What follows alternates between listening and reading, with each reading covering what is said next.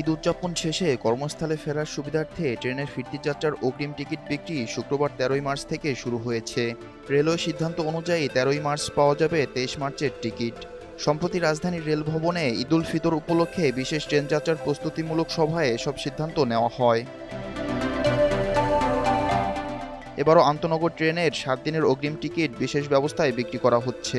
নেক নিয়তে বরকতময় হোক আপনার টাকা। ইউসিবি ইসলামিক ব্যাংকিং একটি পরিপূর্ণ ইসলামিক ব্যাংকিং ব্যবস্থা।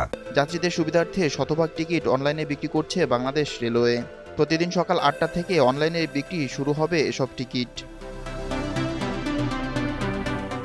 রেলওয়ে সিদ্ধান্ত অনুযায়ী ২৩ মার্চের টিকিট বিক্রি হচ্ছে ১৩ই মার্চ এবং ২৪, ২৫, ২৬, ২৭, ২৮ ও ২৯ মার্চের টিকিট বিক্রি হবে যথাক্রমে ১৪, ১৫, ১৬, ১৭, ১৮ ও ১৯ মার্চে।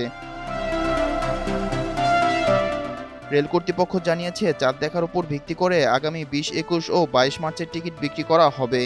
যাত্রীদের অনুরোধে নন এসি কোচের ২৫% দাঁড়িয়ে যাওয়ার টিকিট যাত্রা শুরুর আগে প্রারম্ভিক স্টেশন থেকে সংগ্রহ করা যাবে। ঈদযাত্রার অগ্রিম টিকিট একজন যাত্রী সর্বোচ্চ একবার কিনতে পারবেন। এক্ষেত্রে সর্বোচ্চ ৪টি আসন সংগ্রহ করা যাবে। কোনো টিকিট রিফান্ড করা হবে না। শরিয়া ভিত্তিক আধুনিক ইসলামী ব্যাংকিং।